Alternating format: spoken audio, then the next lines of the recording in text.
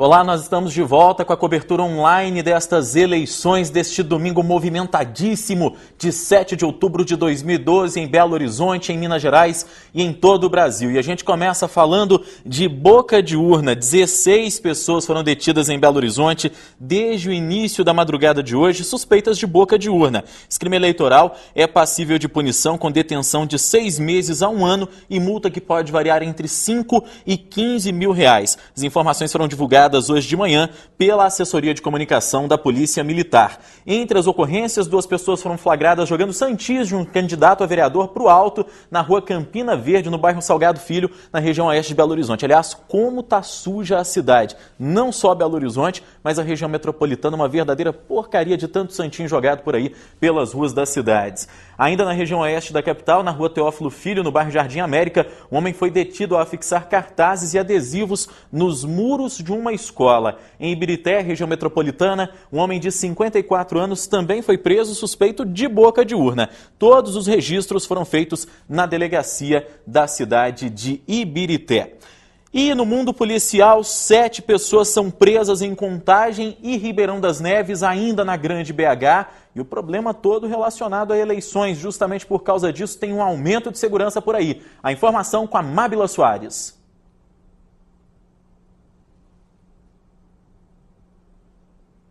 O policiamento é reforçado neste domingo em Contagem e Ribeirão das Neves, na Grande BH, depois de morte e agressões envolvendo apoiadores de candidatos à prefeitura. Em Contagem, um motorista da campanha de Durval Ângelo foi agredido por militantes do candidato Carlim Moura. O motorista teve que ser levado para o hospital e ninguém foi preso. Em Ribeirão das Neves, um militante da candidata à prefeitura Gláucia Brandão foi assassinado com um tiro na cabeça na madrugada de sábado. O suspeito ainda não foi identificado.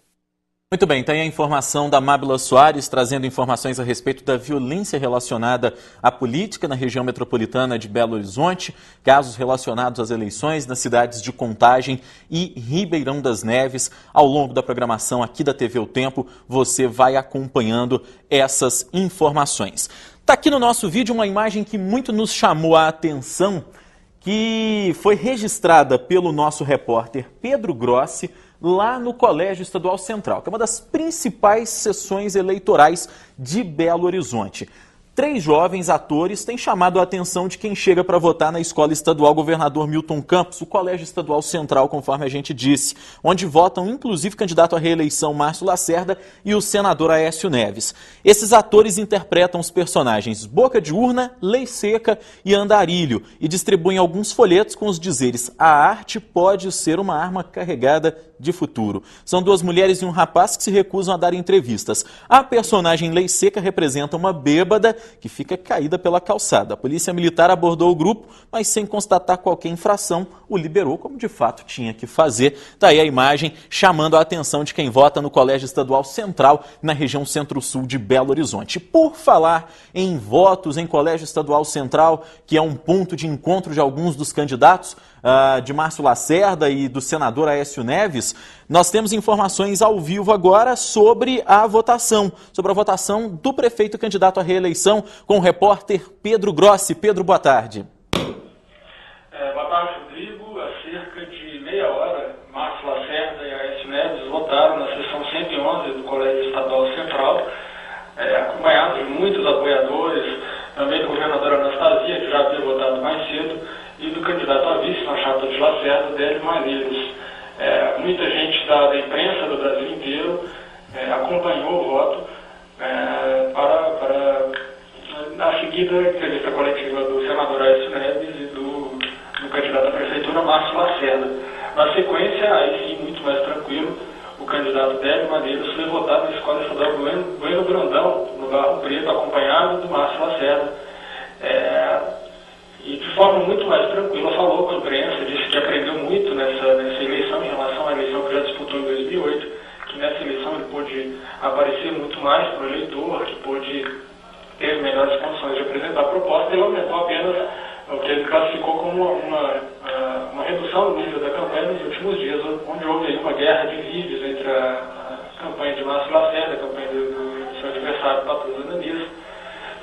Mas, de toda forma, os dois candidatos, o candidato à prefeitura e o candidato à vice, na chapa de Márcio Lacerda, já votaram. Né? O Ananias votou há cerca de 15 minutos na escola estadual Goiano Brandão. Márcio Lacerda foi para casa cerca de volta de 8 horas da noite e vai para o comitê, onde fica sabendo do resultado aí dessa votação de hoje, Rodrigo.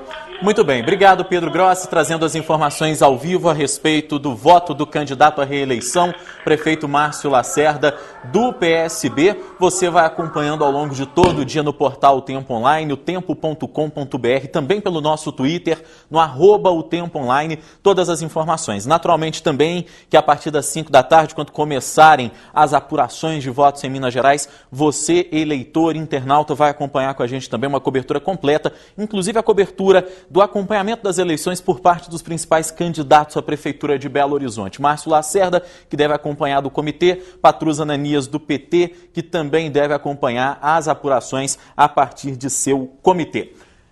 Lembrando que você pode participar das coberturas do Jornal O Tempo, de todas as coberturas da Sempre Editora, pelo @O Tempo Online no Twitter, mande pra gente a sua mensagem, pode participar também pelo site do Jornal O Tempo, otempo.com.br. Lembrando ainda que amanhã você vai ter uma cobertura completa, todas as informações nas páginas do Jornal O Tempo e também do Super Notícia a respeito dessas eleições, muito possivelmente já com resultado consolidado em Belo Horizonte, se essa eleição vai ser levada ou não para o segundo turno, se a gente vai ter uma segunda etapa dessa votação, você vai poder acompanhar ao longo dessa cobertura do portal O Tempo Online.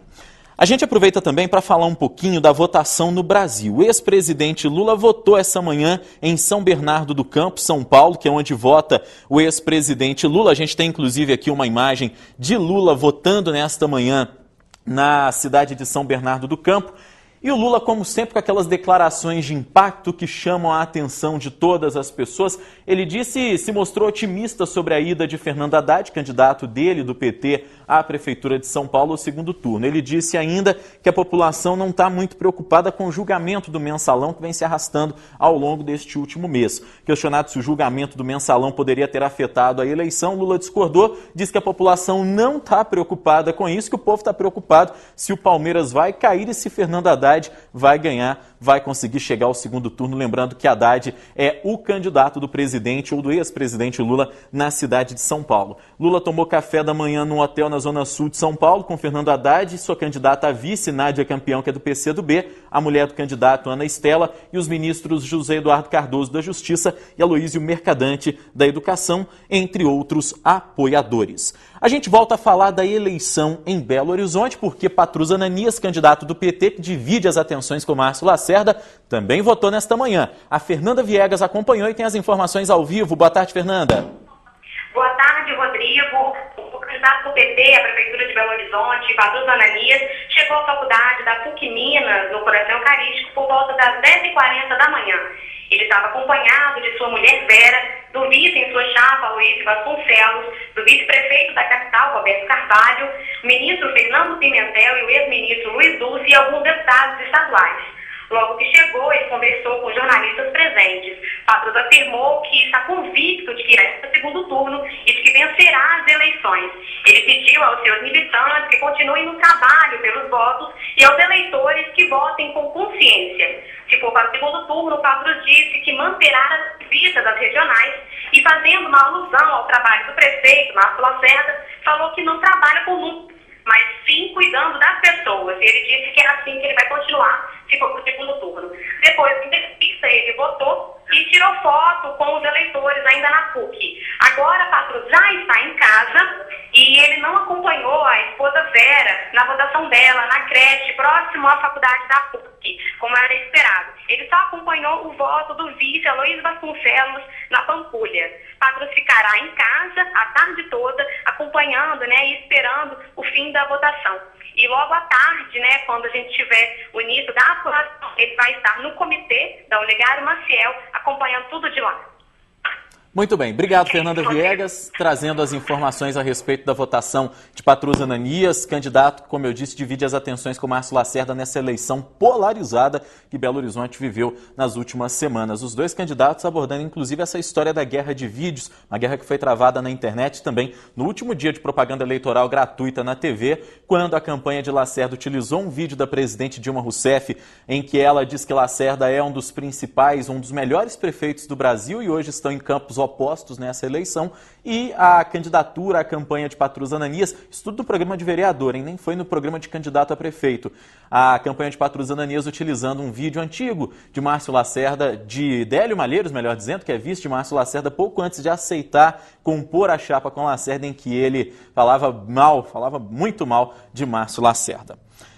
Bom, a gente fala também da votação na região metropolitana de Belo Horizonte, que segue agitada na cidade de Betim. Carlaile Pedrosa, do PSDB, já votou. A gente tem imagens de Carlaile votando nesta manhã na cidade de Betim. Carlaile, que tenta um terceiro mandato à frente da prefeitura da cidade, foi prefeito entre 2000 e 2008, se reelegendo no ano de 2004, lidera as pesquisas, todas as pesquisas feitas por todos os institutos, inclusive pelo Instituto Datatempo, e a tendência é que na cidade de Betim, Carlaile Pedrosa se reeleja ainda no primeiro turno com uma distante votação em relação à candidata do PT, a prefeita Maria do Carmo Lara, que tenta a reeleição. Aí está o vídeo de Carlaile Pedrosa votando esta manhã numa escola na região central de Betim, na região metropolitana de Belo Horizonte.